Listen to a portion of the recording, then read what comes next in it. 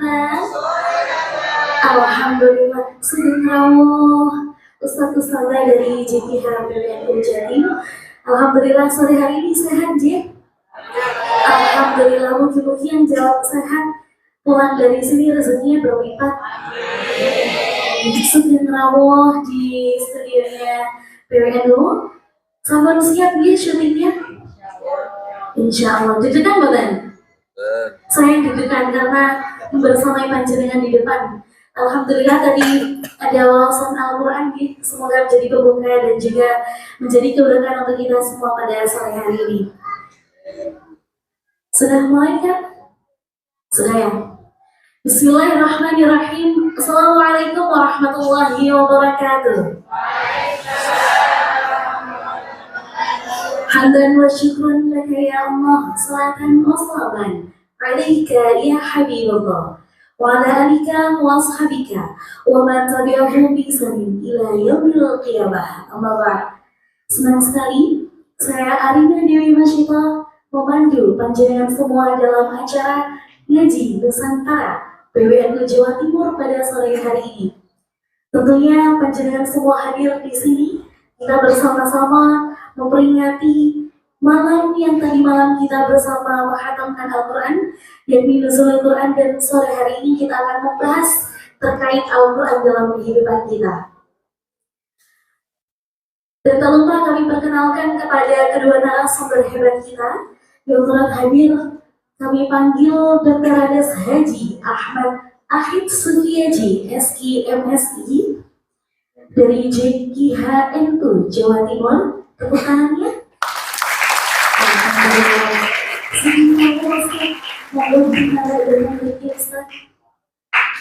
Yang kedua kami panggil Dr. Haji Muhammad Isa Ansari, SDMSI.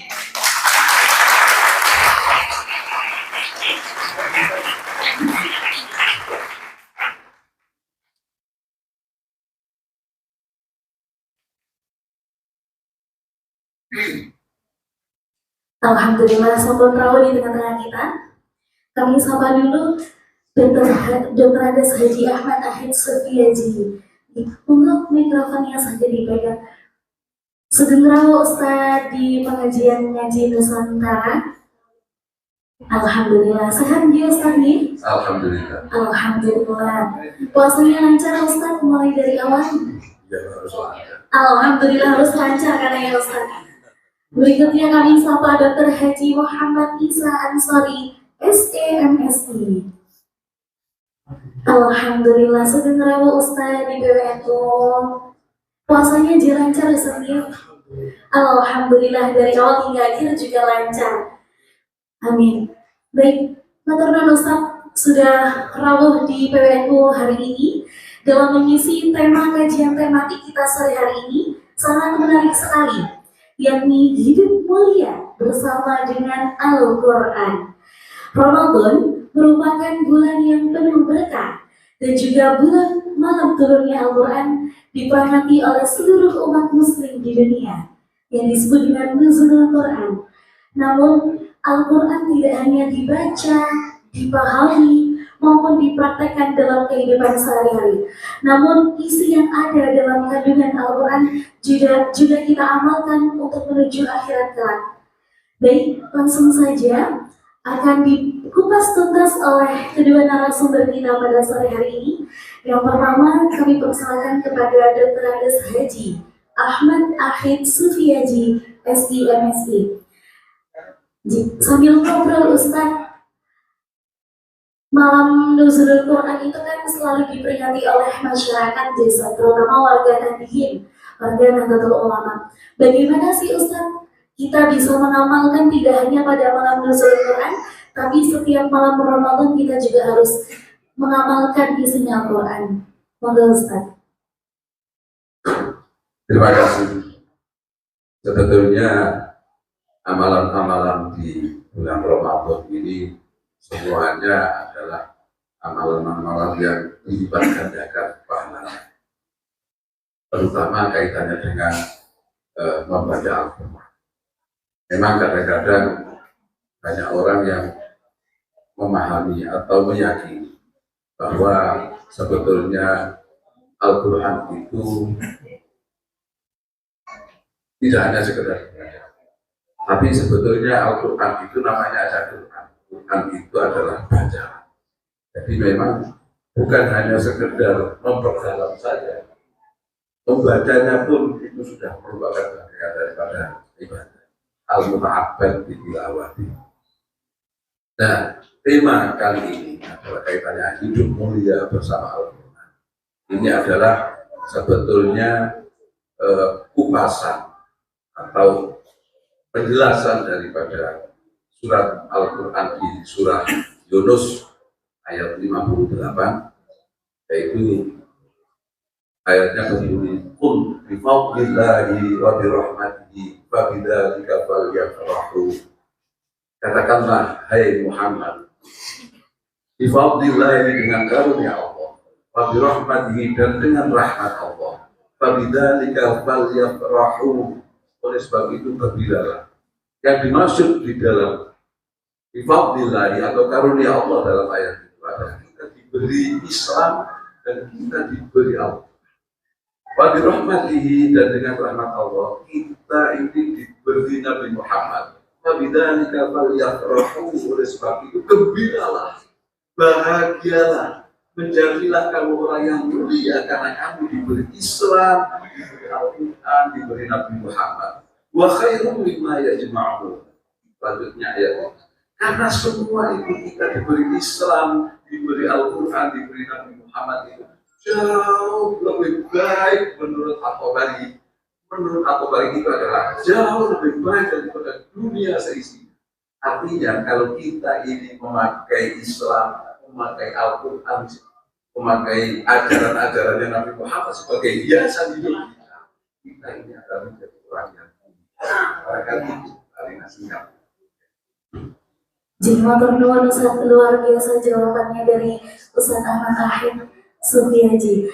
Namun mungkin dari Ustaz Isa Ansori punya pandangan berbeda terkait hal tersebut, Ustaz?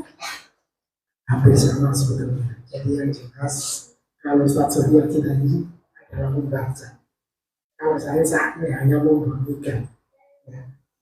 Kenapa hanya membunyikan? Karena sementara ini hanya bisa membaca ayat-ayat yang dibunyikan, belum memahami sepenuhnya. Karena apa? Ketika kita berbicara mengenai memuliakan atau hidup mulia dengan Al-Quran, itu yang jelas yang membawakan ajar itu malaikat Jibril. Itu hanya menjadi malaikat yang paling mulia. Bulannya ketika diturunkan bulan Ramadan menjadi bulan sangat-sangat mulia. Malamnya juga menjadi malam Lailatul Qadar, malam yang sangat mulia. Dan kebetulan, bukan kebetulan, memang yang jelas laki-laki yang menerima bayi itu adalah sangat mulia, yaitu Rasulullah SAW. Yang jelas, sementara yang jelas ketika kita berbicara mulia hidup dengan Al-Quran, di sana adalah tidak hanya yang saya contohkan tadi, tapi ketika kita coba tidak hanya membunyikan, mulai membacakan dan memahami bahkan mengamalkan, itu tentunya akan lebih mulia. Jadi, mungkin masyarakat di luar sana masih bertanya-tanya apa sih LKKN itu Jawa Timur? Monggo Ustaz, LKKN itu apa Ustaz kalau boleh tahu? LKKN itu adalah lembaga kemaslahatan keluarga yang dalam hal ini adalah bagian dari Nahdlatul Ulama yang membidangi terkait dengan keluarga maslahat, terkait dengan bagaimana membina keluarga yang sakinah mawaddah warahmah. Salah satunya itu, terus ada bidang kajian lagi bagaimana membina keluarga sabar lingkungan, bagaimana membina keluarga yang cinta alam, salah satunya. Dan kebetulan salah satu dari bagian ini adalah kita membina anak-anak yang notabene adalah generasi yang akan datang, yang jelas 5 tahun atau 10 tahun yang akan datang nanti akan diganti oleh anak-anak yang ada di hadapan. Penjelasan bagaimana cara menanamkan cinta Al-Quran terhadap keluarga menurut panjenengan? Cinta alam cinta Al-Quran adalah keluarga, sebagaimana yang tadi dibacakan sama bapak-bapak tadi, itu secara otomatis tadi kan mengikuti. Jadi biasanya memang diawali dari mulai awal, sebagaimana kalau dalam konteks keluarga masalah itu 1000 hari pertama kelahiran itu sudah banyak penelitian membuktikan bahwa kalau di dunia barat itu ketika ibu mengandung itu kan didengarkan musik-musik Mozart, musik-musik klasik. Tapi ketika didengarkan sama ayat-ayat Al-Quran itu janin itu berbeda. Jadi dalam penelitian itu ketika dibunyikan Al-Quran, bacakan Al-Quran, janin itu sepertinya sujud.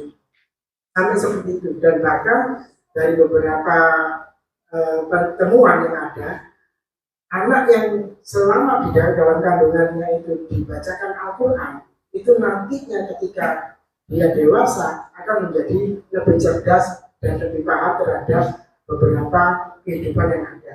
Contohnya yang jelas Imam Ahmad itu mulai kecil sudah hafal Al-Quran. Imam Hanafi juga seperti itu. Jadi memang mulai kecil itu sudah harus dibiasakan dengan bacaan-bacaan Al-Quran. Untuk Ustaz jawaban yang luar biasa sekali. Berikutnya, bagaimana pandangan Ustaz Sohiaji terkait anak-anak zaman sekarang kan banyak sekali yang sudah dari kecil hufat atau tahfidul Quran. Menurut panjenengan, tadi kan dari Ustaz Islam Sori sudah menjelaskan cara menanamkan dari keluarga nih. Kalau menurut pandangan panjenengan pripun? Bagaimana kita menanamkan anak-anak kita sedari kecil sudah cinta terhadap Al-Quran? Terima kasih. Jadi begini, ibu adalah sekolahan yang utama dan sekolah yang pertama bagi anak. Jadi dimulai dari ibu dulu. Ibunya kalau mulai sekarang ini sebelum hamil pada saat, pokoknya jauh sebelum hamil itu sudah bergelut dengan Al-Quran. Itu nanti apalagi kalau sudah hamil, itu pasti dia akan sekolah. Anak ini yang di dalam rahim ibunya ini akan sekolah pada ibu. Itu pendidikan yang pertama yang berarti apa? Berarti harus dimulai dari ibu. Dimulai dari ibu. Oleh sebab itu kami ini di Jamiatul Qura wal Hufat itu setiap hari Sabtu dan Ahad, ini adalah beberapa alumni dari kami. Itu ada setiap angkatan itu terdiri dari sekitar 150 mahasiswa, namanya PGPG, Pendidikan Guru Pendidik Al-Quran. Itulah yang juga tidak hanya sekedar mengajarkan alif, ba, dan lain-lain, tapi itu juga mengajarkan pada ibu-ibu. Mahasiswanya ini ada yang macam-macam, ada yang masih ABG, ada yang sudah masuk itu sudah muda, itu masuk nikah sudah lagi kan gitu kan ya. Jadi itu di mahasiswa kami. Itulah kita bakal dari cara mendidik anak supaya cinta kepada Al-Quran. Saya memang ini sudah zaman modern ini juga orang cara menghafal Al-Quran itu macam-macam. Ada yang lebih canggih lagi. Kalau zaman saya dulu itu ya biasa-biasa lah, pertanyaan orang Musab atau Hifdzul Quran itu ditanya ayatnya suruh melanjutkan. Sekarang enggak, ditanya ayatnya sebelumnya apa, itu bisa ada saja. Ini ya semoga ini lebih lama, lebih baik, dan lebih lama, lebih orang-orang yang belajar tentang Al-Quran ini lebih cinta. Jadi cinta dan belajar pada Al-Quran itu dimulai dari ibunya dulu. Kalau ibunya ini memang takut belajar Al-Quran, insya Allah anak-anaknya akan menjadi tekun pada belajar dan belajar Al-Quran. Kali ini Masya Allah, luar biasa sekali jawabannya berasal dari ibu banget ya Ustaz. Mungkin dari pertanyaan yang sama, Ustaz Isa Ansari mau berpendapat? Jadi kembali kepada keluarga. Bagaimana di dalam Al-Quran itu kan ada surat Ali Imran. Padahal Ali Imran itu kan sebetulnya bukan nabi, ya keluarga biasa, cuma kenapa sampai namanya itu diabadikan? Karena memang itu adalah keluarga yang sangat mulia. Dalam hal ini ada dua pendapat. Ali Imran yang ada di dalam ayat itu bapaknya Nabi Musa atau bapaknya Ibu Maryam. Tapi di sisi yang lain saya coba mengutip bahwa Ali Imran ini adalah bapaknya Ibu Maryam. Ibu Maryam yang notabene nanti akan melahirkan Nabi Isa. Itu. Jadi berangkat dari keluarga itu, bahwa memang dari keluarga itu dulu jika bakal menjadi orang-orang yang nantinya menjadi orang-orang yang soleh-solehah seperti itu. Bahkan di dalam surat Al-Imran kalau tidak salah ya, jelas sebelum Ibunda Maryam itu dilahirkan, bahkan Pak Ali Imran itu adalah salah satu pengurus Baitul Maqdis. Jadi memang orang alim berzamannya dan seangkatan dengan Nabi Yahya kalau tidak salah seperti itu. Dan kebetulan sebelum istrinya Pak Imran itu Hana kalau itu mengandung Ibu Maryam itu Pak Imran meninggal. Dan memang Bu Hana itu menyatakan bahwa mewakafkan istilahnya, akan memberikan anaknya itu untuk berbakti pada Baitul Maqdis. Tapi di dalam Baitul Maqdis itu yang ada adalah hanya orang-orang laki-laki. Makanya ketika Ibu Maryam itu lahir, akhirnya dititipkan kalau Nabi siapa ya sekarang itu, dan dia dikasih tempat di Baitul Maqdis dan itu dipantau sama Nabi namanya orang antara Yahya dan Isa kalau bisa. Jadi dititipkan itu dikasih tempat dan itu dipantau. Dan akhirnya ketika Ibunda Maryam itu didatangi orang yang sangat aman kalau nggak salah, itu adalah malaikat Jibril, dan malaikat Jibril berkata bahwa aku utusan Allah memberi kabar kamu akan hamil. Waktu itu kan hanya kaget, padahal belum pernah disentuh istilahnya kan seperti itu. Tapi akhirnya Ibunda Maryam turun dari Baitul Maqdis hingga ke salah satu tempat sampai melahirkan seperti itu. Ketika kembali ke Baitul Maqdis kan menjadi kecemoohan, padahal yang namanya Maryam itu adalah orang yang tidak pernah ketemu laki-laki, tidak pernah bertemu orang lain. Kenapa sampai bisa hamil? Akhirnya ketika banyak yang tanya, akhirnya yang jawab kan nggak bisa kan seperti ketika masih itu. Sebenarnya memang dari keluarga, dari nanti akan melahirkan anak-anak yang soleh menjadi penerus agama. Luar biasa Ustaz atas jawabannya, karena juga berasal dari keluarga yang mantajib. Menurut Ustaz Sufiyaji, terkait membaca Al-Quran, ini kan di bulan Ramadan semua kalangan dari mulai kecil hingga dewasa berbalap-balapan supaya cepat khatam, mantan Ustaz. Bagaimana pandangan panjenengan terkait membaca Al-Quran ini cepat, lancar, ataupun sesuai dengan tartil dan makhrajnya, namun tidak terlalu cepat, menurut Ustaz? Jadi cara membaca Al-Quran ini macam-macam, ada yang 3 tahun 3 tartil, ada macam-macam, ada halter, tapi yang terpenting adalah kalau kita membaca Al-Quran itu tempo bacaannya.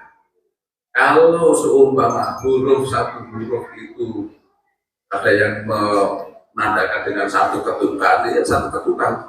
Kalau cepat ya cepatnya agak cepat. Itu artinya bahwa tempo bacaan di dalam membaca Al-Quran ini adalah harus rapi. Dalam satu majelis itu harus sama bacaannya. Itu yang pertama. Yang kedua begini. Jadi orang membaca Al-Quran ini jangan takut-takut. Oleh sebab itu al-muta'abbad bitilawati, hanya dengan membaca saja sudah menjadikan ibadah. Itu supaya apa? Supaya orang berlomba-lomba untuk membaca. Laisa alif lam mim harf, bukan alif lam mim itu satu huruf, tapi alif harf, lam harf, mim harf. Bukan alif lam mim itu satu huruf, tapi alif satu huruf, lam satu huruf, mim satu huruf. Kalau kita membaca alif lam mim itu sudah mendapatkan 3 kebaikan yang dilipat gandakan menjadi 30 kebaikan. Karena satu huruf itu dilipat gandakan menjadi satu huruf menjadi 10, berarti kalau 3 huruf menjadi 30 kebaikan. Inilah yang mungkin biasanya kita tidak usah memperdebatkan. Ini kok membaca ya apa? Baca Al-Quran, nggak ngerti maksudnya apa? Karena itu memang salah satu adalah kaitannya dengan Al-Quran ini menjadi mukjizat itu karena Al-Quran ini meskipun dibaca nggak ngerti, dibaca lagi, akhirnya ngerti, dibaca lagi, tambah ngerti lagi, dibaca terus, tambah ngerti, tambah terus. Inilah kitab yang menjadi mukjizat dan kitab yang luar biasa. Tadi kaitannya dengan menghafal. Tadi saya penting ini untuk saya sampaikan. Guru saya itu mempunyai guru-guru Al-Quran. Jadi kalau sanad saya itu sering baca ya di Abdul Ali juga. Tetapi saya mengikutnya di nomor 1. Dua kiai itu apa ya istilahnya ngasih modal cara menghafal Al-Quran. Sebetulnya cara menghafal Al-Quran itu modal menghafal Al-Quran. Gampang hanya 2, yaitu 1 hikmah dan 2 istiqomah. Kemauan aja. Kemauan kalau anak kecil yang mau menghafal Al-Quran, tidak hanya kemauannya anak saja, kemauannya orang tua juga. Dan istiqomah, kontinu nambahnya, kontinu terusnya. Sekarang ini banyak, saya sebetulnya kurang sepakat ya. Jadi orang menghafal Al-Quran, menghafal terus, tanpa diterus, tanpa ditakrir, tanpa diulang. Akhirnya begitu kita menghafal depannya, belakangnya lupa. Ini bahaya juga sebetulnya. Karena memperbaiki yang pada lebih sulit daripada pada saat menghafal. Oleh sebab itu, hikmah dan istiqomah, kemauan dan kontinuitas dalam terus maupun dalam menambah hafalan itu adalah modal utama orang menghafalkan Al-Quran.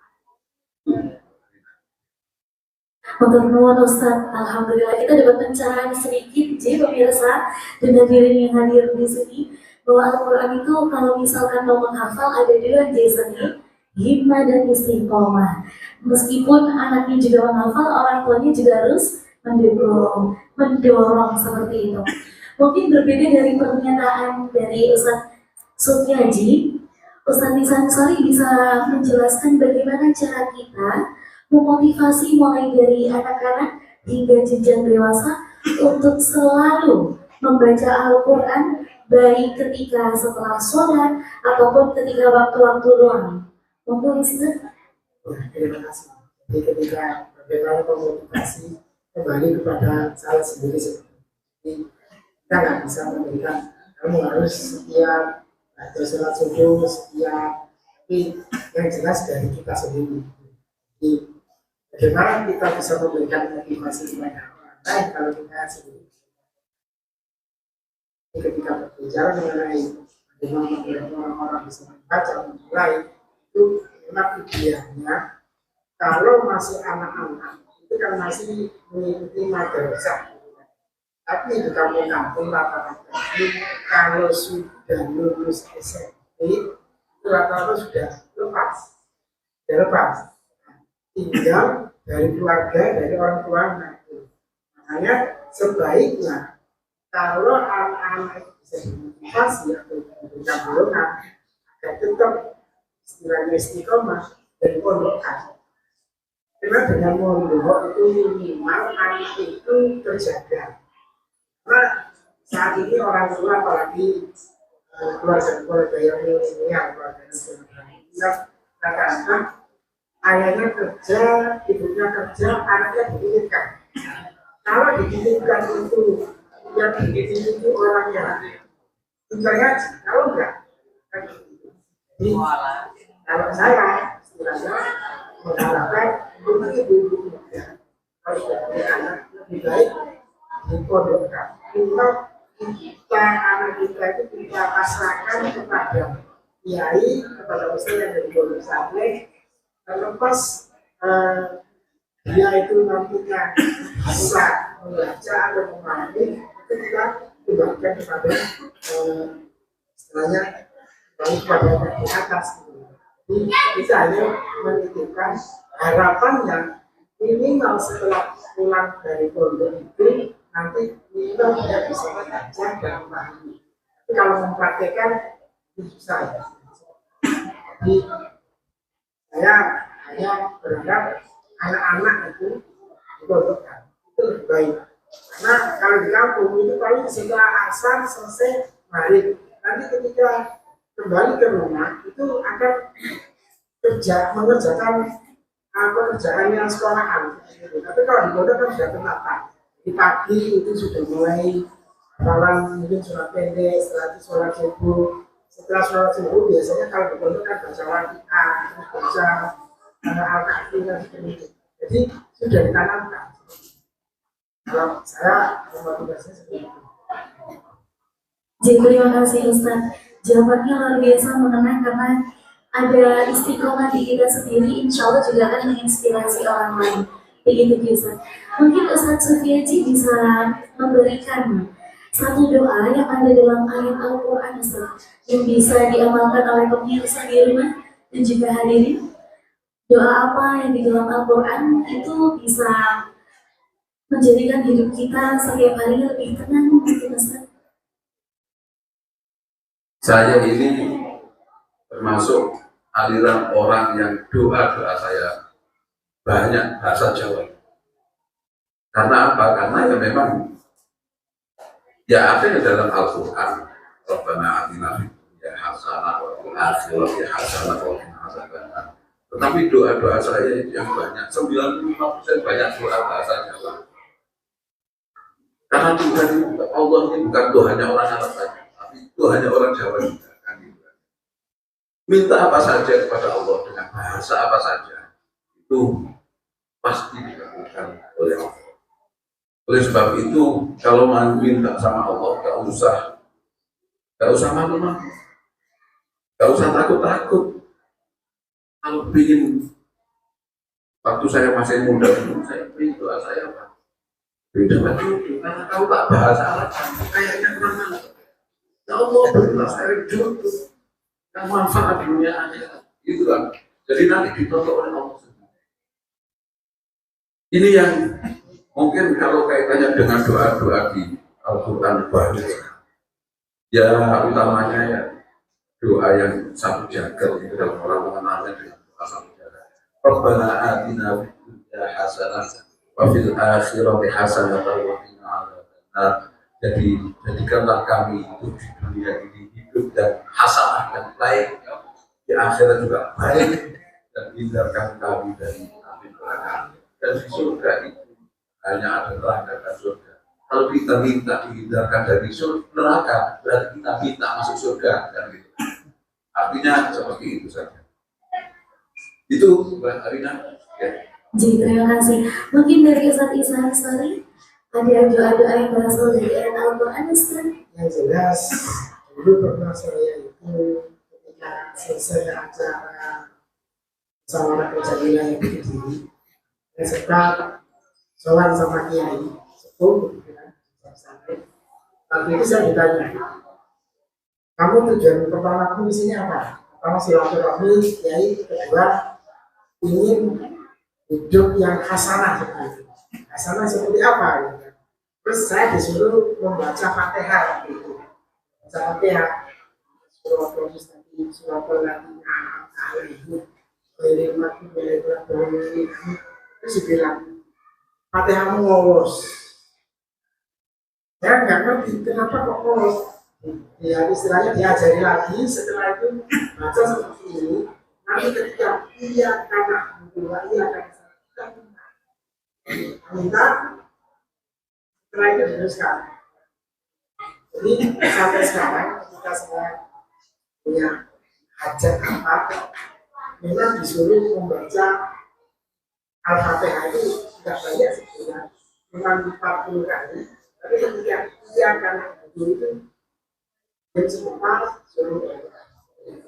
Jadi alhamdulillah sampai sekarang saya lakukan ya karena memang kita dikatakan Fatihah yang ngawur ini sudah salah semua gitu kan. Istilahnya harusnya kan nggak ngawur. Kan ketika setiap itu saya selalu mengikuti pengajian di bilang itu bilang hampir semuanya itu diajari Fatihah lagi dan Fatihah lagi. Hari ini Fatihah lagi nanti sudah baca sampai dikatakan hoi, berarti musafi. Kalau seumuran berarti belum habis, berarti istilahnya masih mau seperti itu. Masya Allah, ini juga pembelajaran untuk pemirsa di rumah dan juga hadirin sekalian. Kalau membaca Al-Fatihah itu juga diamati dan anak-anak juga di pelan-pelan perlahan nanti biasanya. Istilahnya bukan pelan-pelan, tapi yang jelas tajwidnya. Karena dulu saya pernah ketika masih itu yang jelas saya tuh belajar Fatihah ke almarhum Kiai Basuki itu kurang lebih 6 bulan, nggak selesai. Jadi makanya sampai sekarang ketika mau disuruh imam sholat, saya cuma Pak, hati aku nggak pas. Ya mungkin lebih fasih aja seperti itu. Jadi selama 6 bulan itu kebetulan di kampung saya itu hanya beberapa orang yang lulus. Baik kamu tak dengar supaya itu jadi sing api Fatihah itu diadani cuma seperti itu. Jadi sampai sekarang masih belajar Fatihah. Tapi kalau Ustaz Sofi Haji tadi sudah bisa melafalkan, bisa mengamalkan. Kalau saya masih di belajar Fatihahnya saja. Jangan terlalu sangat besar. Ini mungkin pertanyaan masyarakat di luar sana dan saya wakili di sini. Ustaz, membaca Al-Quran kalau di syair tambahan itu kan angan-angan maknani. Jadi maksud dari angan-angan maknani itu apa sih Ustaz? Monggo. Ya, jadi tadi sudah disampaikan oleh Ustaz kaitannya dengan Fatihah. Bukan pelan-pelannya bacanya, tapi itu diangan-angan maknanya. Kita baca Fatihah itu Bismillahirrahmanirrahim. Dengan menyebut nama Allah yang Maha Pengasih lagi penyayang, itu diangan-angan maknanya. Iya karena untuk kenapa disuruh berdoa pada saat sudah ayat itu? Iya karena butuh, iya karena setara. Itu sebetulnya struktur aslinya ayat itu adalah na'budu iyyaka wa nasta'inu iyyaka. Tapi itu akan ada kekhususan hanya kepadamu ya Allah. Akhirnya dibentuklah ayat itu bunyinya iyyaka na'budu wa iyyaka nasta'in. Hanya kepadamu ya Allah kami mengabdi. Hanya kepadamu ya Allah kami beribadah. Dan hanya kepadamu ya Allah kami minta tolong disuruh doa. Itu namanya angan-angan sama aneh. Sama. Jadi kalau bisa diangan-angan sama aneh. Kalau nggak bisa nggak apa-apa. Baca aja dulu. Gitu. Kalau bisa angan-angan sama aneh itu lebih. Namanya kalau orang apalagi sudah mau minta tadabur, mulai mendalami tentang kisah Tuhan itu, kalau sudah bisa mengangan-angan sama nanti itu lagi ya. Alhamdulillahirrahmanirrahim, pemirsa dan hadirin di rumah. Mungkin dari penjelasan beliau, kedua narasumber pada sore hari ini tentu saja membuat kita bertambah keilmuannya, bertambah juga manfaatannya, memahami terkait kemuliaan Al-Quran tentunya. Baik, Terima kasih Ustaz atas penjelasan dan juga ilmu yang telah disampaikan pada hari ini dan sangat berharga bagi kita semua. Acara selanjutnya yakni penyerahan BIB oleh perwakilan dari Lazisnu bersama dengan pesantren Digipreneur alias Surabaya. Kami persilakan. Monggo Ustaz bersama berdiri.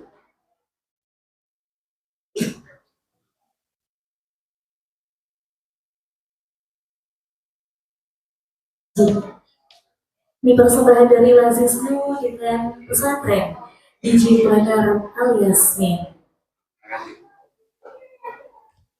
Berikutnya, bingkisan yang kedua diserahkan kepada Ustadz Isa Ansori. Tepuk tangannya lagi.